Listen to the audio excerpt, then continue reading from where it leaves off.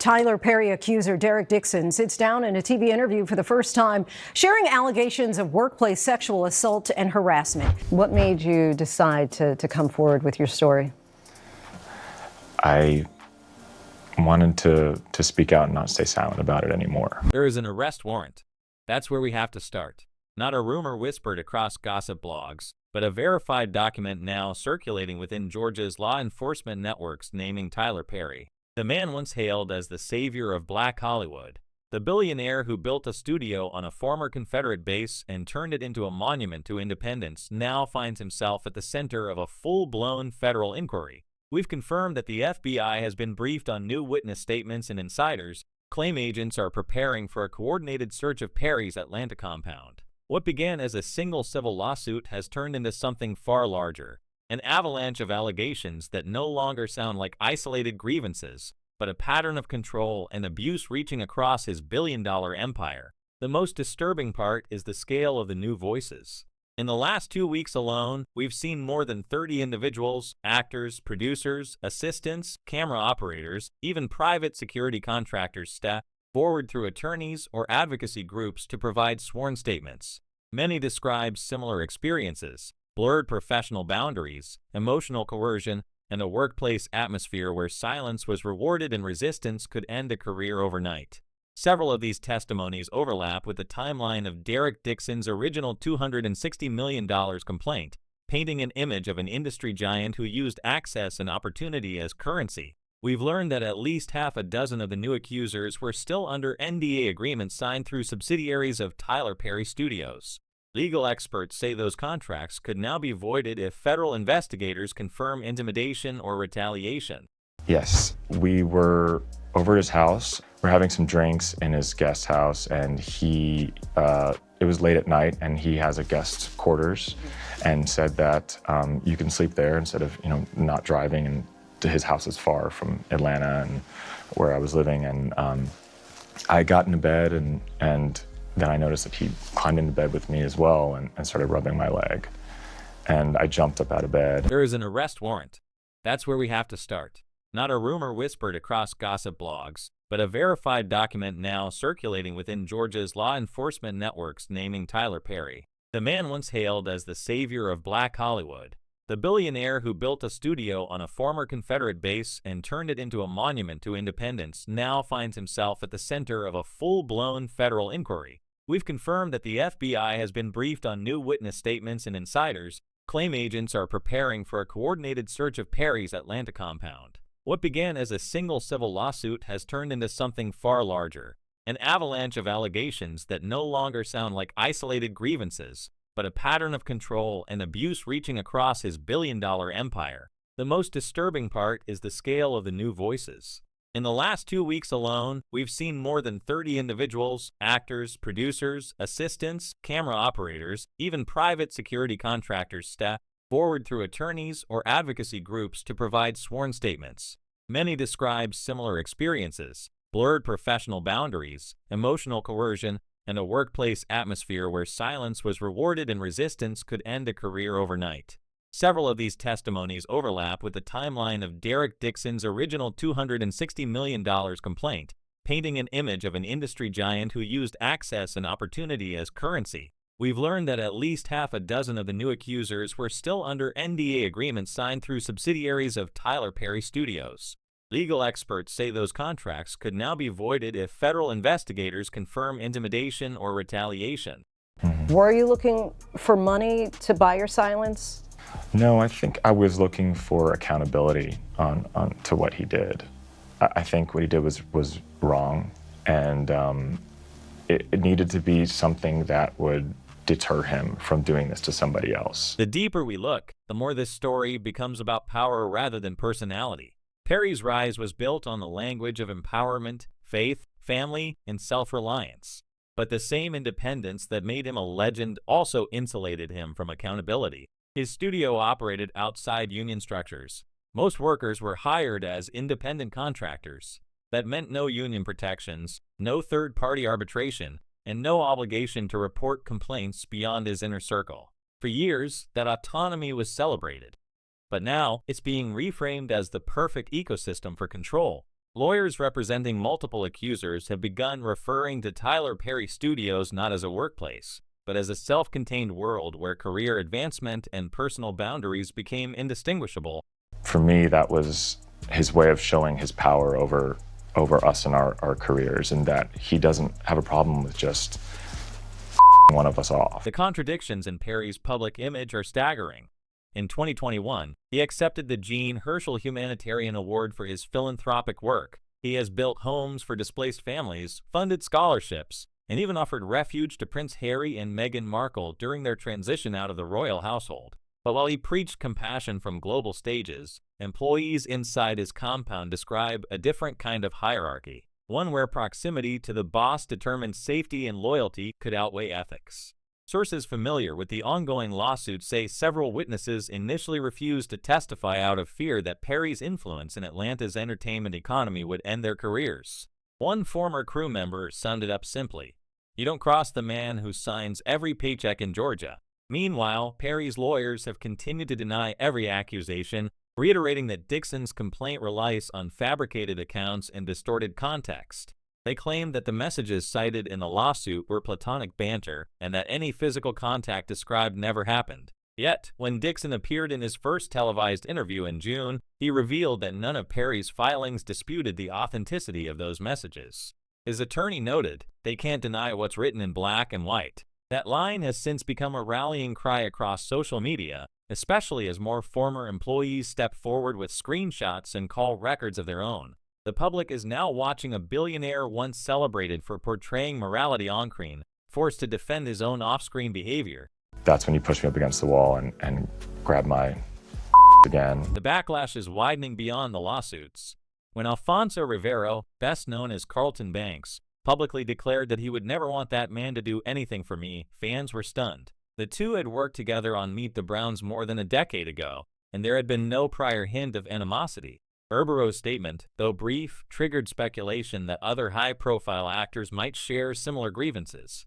Within days, online forums filled with old accounts of tense sets, rushed productions, and unspoken power dynamics. Perry's camp has not addressed Ribeiro's comment directly, but insiders tell us that the remark caused panic among his studio publicists who fear that a chain reaction of disavowals could undermine upcoming partnerships with Netflix and Amazon. Adding to the chaos, a new documentary is reportedly in production, an unauthorized 3-part exposé titled Maxine's Monster: Surviving Tyler Perry. It's said to feature testimony from alleged victims and former staff. The title itself plays off Perry's own autobiographical film, Maxine's Child, released just months ago. Perry's attorneys are already threatening litigation to block the project, calling it defamatory. But entertainment lawyers say that if even one of the participants has filed formal complaints, legal action to stop the documentary could backfire by appearing as intimidation. Several media outlets have confirmed that filming began quietly in Los Angeles 2 months ago, with producers reaching out to at least 2 actors formerly under Perry's employment. It got to a point in the night where, we were both kind of feeling drunk, and I remember we were walking back to the guest area where I've stayed before, and there was this health monitor scale on the way. And I was like, "What is that?" And he said, "Well, you have to be in your underwear to measure, whatever, so you should do it." He reached down and pulled my underwear down and grabbed my and I... All of this paints a portrait of an empire under siege, not by rivals, but by its own foundation.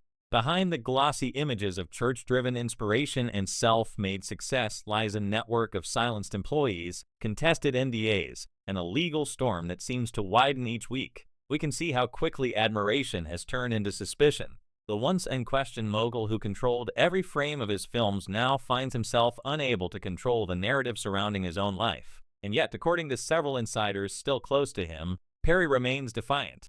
They say he continues to work from inside his compound, refusing to step back even as investigators gather evidence. Some claim he's been holding private meetings with security staff, ensuring that sensitive archives remain sealed until further notice. Others insist he's preparing to address the allegations directly in an upcoming televised interview, a risky move that could either reclaim his image or destroy it entirely. But as sources familiar with the FBI coordination have hinted, Atlanta may not even be where the most damaging material is located. There are whispers of a secondary property off the official studio map where production materials, personnel logs, and confidential correspondences were stored long before any lawsuit was filed. Investigators are said to be looking closely at that hidden location, and if what they find there align with the testimony already on record, the entire story could be on the verge of collapsing into something far darker than anyone expected. Did any of your initial interactions give you pause? Any of your initial interactions give you pause? You know, a few of them were, did give me pause, but they weren't bad enough to think like this was a dangerous situation in the beginning. Yeah. The second property sits hidden behind coral-colored walls in Imported Palms, a 7-acre estate in the Bahamas registered under a shell company called Emerald Dune Holdings. We've traced the purchase back to late 2021 when Perry's main studio was expanding and his production slate with Netflix was at its peak. Officially, it was described as a creative retreat, but flight records tell another story. Between January 2022 and April 2024, Perry's private jet made at least 19 unlocked stops at Nisso's smaller executive terminal with passengers listed only as guests. Several of the new accusers now say that was the place where they were invited foe, are what they believed were business meetings or spiritual getaways only to encounter situations that made them uncomfortable, coercive, or manipulative. Local staff have begun talking too. A caretaker who once worked on the property told investigators that visitors rarely stayed more than a weekend and that security always collected phones at the door. Those statements match. The day after that, he called several times and I ended up getting afraid of what was going on the other side. So I picked up, and that's when he said, you know, he was sorry for what happened. He doesn't know why he did that, and that maybe he was self-sabotaging or something. And in the same call, he said, and don't worry, we're going to do your show. Perry's defense has pushed back hard, insisting the transfers reflect standard operating expenses for international film development. Yet, investigators are skeptical, especially after discovering that some of the supposed consulting companies have no websites, no staff, and were incorporated only months before receiving funds. The FBI's Financial Crimes Division has joined the inquiry, tracking how these shell entities tie back to Perry's network of charitable organizations. That overlap could become crucial as prosecutors examine whether philanthropic donations were mixed with personal business accounts, a move that, if proven, would represent serious financial misconduct. Insiders at Perry's Atlanta headquarters describe panic meetings in recent weeks. Executives were allegedly instructed to audit every payment connected to creative contractors, particularly those who worked on The Oval and Ruthless.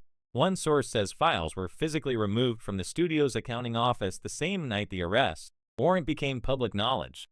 Security footage from that evening, according to those familiar with the inquiry, has since gone missing. For a man who built his empire on the image of transparency and faith, the optics of vanishing records are disastrous. Meanwhile, the entertainment world is beginning to distance itself. Reports indicate that executives at BET have quietly paused negotiations for Perry's upcoming drama slate, while Netflix has shifted marketing dollars away from projects still bearing his name. Oprah Winfrey, once his closest ally and business partner, has reportedly ended formal collaborations. Their joint ventures, including several television specials, have been suspended indefinitely. Industry insiders say Oprah's team made the decision after internal risk assessments concluded the allegations were too serious to overlook. For the first time in his career, Perry's name is being treated as a liability rather than an asset. These are claims that Tyler Perry denies, but Dixon says he's speaking out now to try to stop a billionaire who won't stop themselves. Coronation. The same industry that once crowned him as the face of independent black storytelling is now dismantling his throne piece by piece. Talent agencies are quietly advising clients to decline future auditions for Perry's projects. Crew members are demanding union protections before setting foot on his sets again. Even longtime collaborators, people who owe their careers to his early support, are reevaluating their silence. One producer speaking anonymously said, "The stories we all ignored are finally catching up. None of us can pretend we didn't hear the whispers anymore." And those whispers keep growing. A leaked draft of the upcoming documentary, Maxine's Monster, Surviving Tyler Perry, reportedly includes interviews from 3 men and 1 woman who claim to have visited the Bahamas property. Producers say the accounts are backed by photos, travel records, and overlapping timelines. Perry's legal team has called the film a character assassination, but attempts to block it could prove futile now that international streaming distributors are bidding for rights. The project's title, echoing Perry's own Maxine's Child, feels almost symbolic, suggesting the mentor has become the villain of his own creation. At the same time, Perry's aggressive counterattacks are fueling the narrative rather than silencing it. In the past month, he's filed multiple defamation threats against bloggers, YouTube commentators, and even former assistants. Each illegal move has sparked fresh headlines, reinforcing the impression of a man cornered by his own tactics. Former colleagues tell us that behind closed doors, he's been more isolated than ever, rarely leaving his office and communicating only through attorneys. Even his once loyal staff reportedly avoid eye contact in hallways, unsure which version of their boss they'll encounter, the calm strategist or the furious mogul demanding loyalty oaths. Financial analysts now say his empire's value has dropped significantly since the lawsuits began. Brand partnerships have stalled.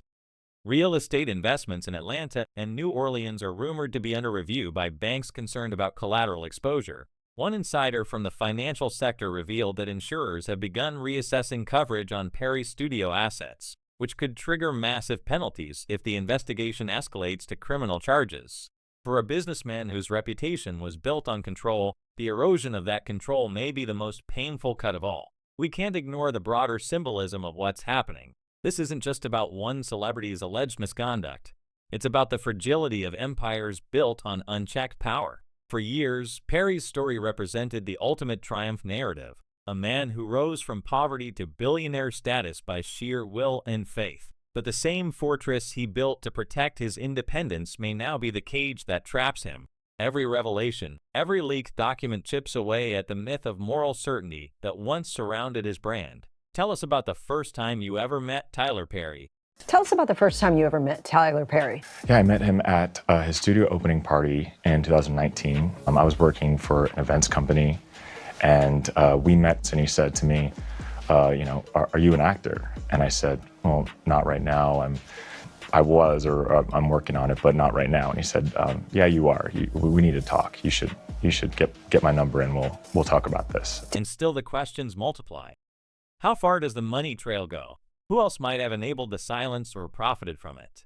Some insiders hint that there are names far beyond Perry's inner circle. Executives, agents, even media figures who could face scrutiny if investigators follow the paper trail to its end. The Bahamas property, they say, might be only one piece of a larger international web connecting entertainment money, charity funds, and personal indulgence. If even part of that turns out to be true, the fallout could reshape the power structure of Black Hollywood entirely. For now, the FBI investigation continues in near total secrecy, but whispers from Atlanta to Los Angeles suggest new subpoenas are coming. A second wave of accusers is said to be preparing statements, and legal observers believe a federal indictment could surface before the end of the year. Whatever happens next, narrative has already shifted. The story of a self-made mogul who built his kingdom on faith now facing the slow public dismantling of everything he created. And as we watch it unfold, we can't help but wonder how many more stories remain untold.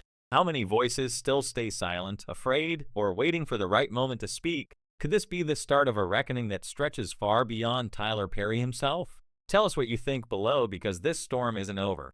It's only gathering strength. Until next time, stay curious, stay watching, and remember, in Hollywood, the truth never stays buried for long.